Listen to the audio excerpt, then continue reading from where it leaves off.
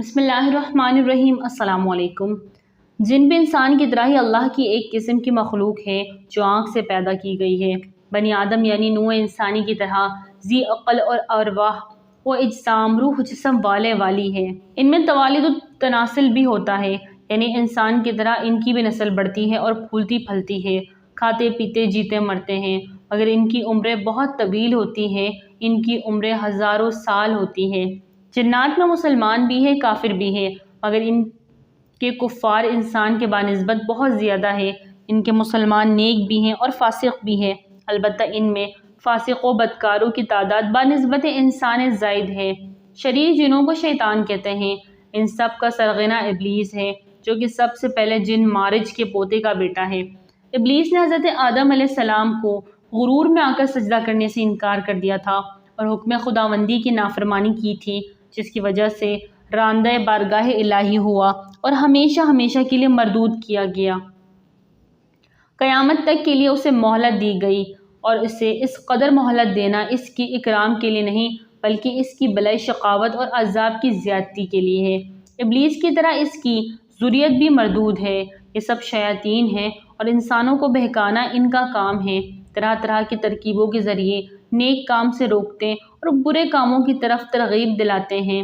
خدا کے نیک بندے ان کے مکر و اغوا میں نہیں آتے بلکہ لا حول بھیج کر نیک کاموں میں مصروف رہتے ہیں، لیکن جو ان کے بہکاوے میں آ جاتے ہیں وہ آخرکار گمراہ ہو جاتے ہیں۔ اللہ تعالیٰ اپنی پناہ میں رکھے اور ان کے مکر و اغوا سے بچائے، آمین۔ فرشتوں کی طرح جنوں میں بھی بعض کو یہ طاقت دی گئی ہے کہ جو شکل چاہے بن جائیں۔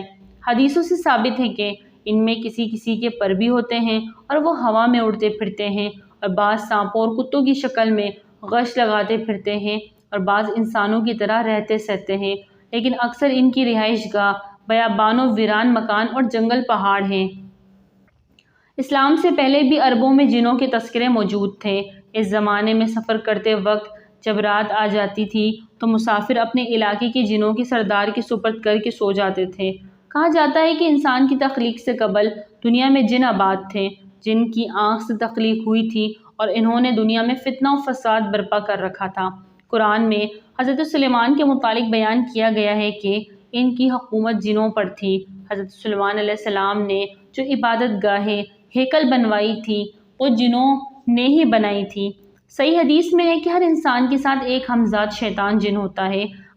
ہمزاد جن ایک قسم کا شیطان ہے، وہ شیاطین کے ہر وقت آدمی کے ساتھ رہتا ہے، مطلقاً کافر ملعون عبدی ہے، سوائے اس کے جو حضور صلی اللہ علیہ وسلم کی بارگاہ میں حاضر تھا۔ وہ برکت صحابت اقدس سے مسلمان ہو گیا۔ صحیح مسلم میں حضرت عبداللہ بن مسعود رضی اللہ تعالی عنہ سے ہے کہ رسول اللہ صلی اللہ علیہ وسلم فرماتے ہیں، لوگو تم میں کوئی شخص نہیں کہ جس کے ساتھ ہمزاد جن اور ہمزاد فرشتہ نہ ہو۔ لوگوں نے عرض کیا، یہ اللہ تعالیٰ کے رسول، کیا آپ کے ساتھ بھی ہے؟ ارشاد فرمائے کہ ہاں میرے ساتھ بھی ہے، لیکن اللہ تعالیٰ نے میری مدد فرمائی، وہ ہمزاد شیطان مسلمان ہو گیا، لہٰذا وہ مجھے سوائے بھلائی کے کچھ نہیں کہتا۔ اس حدیث کی شرح میں جب کوئی انسان کا بچہ پیدا ہوتا ہے تو اس کے ساتھ ہی ابلیس کے ایک شیطان پیدا ہوتا ہے، جسے فارسی میں ہمزاد، عربی میں وسوساس کہتے ہیں۔ ظاہر ہے کہ ابلیس کے ہر آن سینکڑوں بچے پیدا ہوتے رہتے ہیں۔ مطابق تعداد اولاد انسان جیسے مچھلی، ناگن، سانپ بیک وقت ہزارہ انڈے دیتی ہے۔ طاغوتی جراثیم ہر آن بچے دیتے رہتے ہیں۔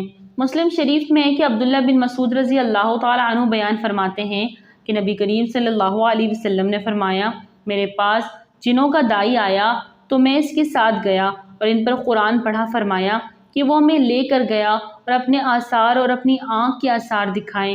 نبی کریم صلی اللہ علیہ وسلم سے زاد راہ کے مطابق تو انہوں نے کہا کہ ہر وہ ہڈی جس پر اللہ کا نام لیا گیا ہو وہ تمہارے ہاتھ آئے گی تو وہ گوشت ہوگی، اور میگنی تمہارے جانوروں کا چارہ۔ تو نبی صلی اللہ علیہ وسلم نے فرمایا، ان دونوں سے استنجا نہ کرو کیونکہ یہ تمہارے بھائیوں کا کھانا ہے۔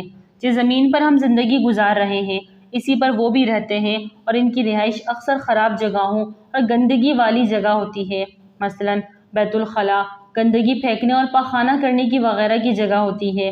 اس لیے نبی صلی اللہ علیہ وسلم نے ان جگہوں میں داخل ہوتے وقت اسباب اپنانے کا کہا ہے، یعنی دعائیں وغیرہ اذکار پڑھنے کا۔ قبرستانوں اور ویران جگہوں پر بھی ان کا ڈیرا ہوتا ہے، اس طرح گھروں کی چھتوں پر بھی یہ مخلوق رہتے ہیں۔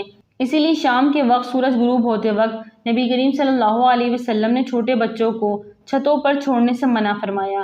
جنات کو اللہ تعالیٰ نے رہنے کی جگہ تو پہاڑ اور بیابان وغیرہ دیے ہیں، لیکن یہ آج کل شہروں دیہاتوں غرض انسانی آبادی میں اور درختوں پر، خاص طور پر بیری کے درخت پر رہتے ہیں۔ اس لیے بہتر یہ ہے کہ شام کے بعد درختوں کے نیچے نہ بیٹھیں، اور جب کوئی درخت کاٹنا ہو تو پہلے 2 یا 3 دفعہ اونچی آواز میں کہہ دے کہ میں یہ درخت کاٹنے لگا ہوں۔ اس پر اللہ کی کوئی مخلوق رہتی ہے تو وہ اپنا ٹھکانہ تبدیل کر لے۔ نیز درختوں کے نیچے رفع حاجت کرنے سے پرہیز کرنا چاہیے، ورنہ جنات چمٹ جاتے ہیں۔ بیت الخلاء میں خاص طور پر ہوتے ہوئے اس لیے بیت الخلاء جانے کی خاص دعا پڑھنی چاہیے۔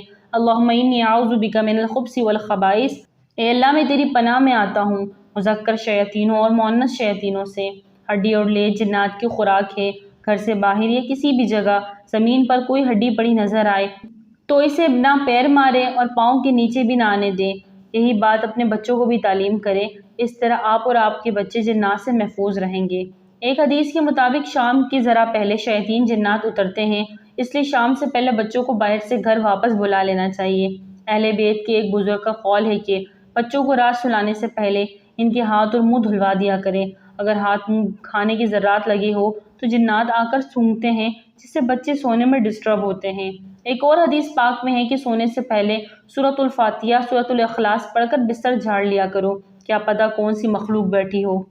سورۃ المزمل پڑھنے سے جنات آتے ہیں، اس لیے سورۃ المزمل کا وظیفہ بغیر استاد کے نہیں پڑھنا چاہیے۔ کوئی بھی وظیفہ بغیر اجازت نہیں کرنا چاہیے، کیونکہ وظائف سے بھی جنات حرکت میں آتے ہیں۔ کچھ لوگ ایسے بھی کرتے ہیں کہ سنے سنائے وظیفے دوسروں کو پڑھنے کے لیے بتاتے رہتے ہیں، یہ بھی خطرناک ہے۔ دوسروں کے وظیفوں سے جو جنات حرکت میں آئیں گے وہ اس کو بھی تنگ کریں گے جس نے وظیفہ دیا تھا، اس لیے وظیفہ صرف صاحب اجازت ہی دے سکتا ہے۔ لڑکیاں شام کے بعد خوشبو لگا کر یا کھلے بالوں سے چھت یا کھلی جگہوں پر نہ جایا کریں، اس سے جنات آ سکتے ہیں اور آپ کے عاشق ہو سکتے ہیں۔ جب بھی کوئی قیمتی چیز محفوظ کر کے رکھیں یا گھر کے دروازے بند کریں تو اس پر ایک دفعہ آیت الکرسی پڑھ لیں تو جنات سے بھی محفوظ رہیں گی۔ کھانے سے پہلے بسم اللہ الرحمن الرحیم پڑھیں تو جنات اور شیاطین کھانے میں شامل نہیں ہو سکیں گے۔ جادو اور جنات لازم و ملزوم ہوتے ہیں۔ جب کسی پر جادو کیا جائے تو جنات کے ذریعے امپلیمنٹ کروایا جاتا ہے، اور اگر کسی کو تنگ کرنے کے لیے جنات بھیجے جائیں تو ان جنات کو جادو کے ذریعے پابند کیا جاتا ہے، ورنہ جنات انسانوں سے بھی زیادہ کام چور ہوتے ہیں۔ جس شخص کے ساتھ یا جس کے گھر میں جنات ہو ان کو اس طرح کے احساسات ہو سکتے ہیں، جیسے یہ محسوس ہونا کہ کوئی ہمارے پیچھے چل رہا ہے، کوئی ہمیں دیکھ رہا ہے، کوئی ہماری سوچ متاثر کر رہا ہے۔ قوت فیصلہ کمزور ہونا، بے وجہ غصہ آنا، ضبط کم ہو جانا، بے وجہ سب سے لڑائی کرنا، جسم میں اچانک اور مختلف جگہوں پر بغیر وجہ کے درد ہونا، روبن خواب کا آنا وغیرہ، کپڑوں کا اچانک گم ہو جانا یا کٹ جانا یا کپڑوں اور گھر میں خون کی قطریں پڑنا، یہ سب جنات کی شرارت کی نشانیاں ہیں۔ کبھی ایسا بھی ہوتا ہے کہ کسی کے ساتھ جنات بہت عرصے سے ہوتے ہیں اور جنات کو ان سے انسیت ہو جاتی ہے، پھر اس شخص کے ساتھ کوئی دوسرا لڑائی کرے یا غصہ کرے یا بدتمیزی کرے تو یہ جنات اس شخص کو نقصان پہنچاتے ہیں۔ جنات دوست ہو یا دشمن ہو، ان کا انسانوں کے ساتھ ہونا ٹھیک نہیں، خاص طور پر لڑکیوں کے ساتھ۔ لڑکیوں کے ساتھ انسیت بنا لیتے ہیں اور پھر ان کی شادی نہیں ہونے دیتے۔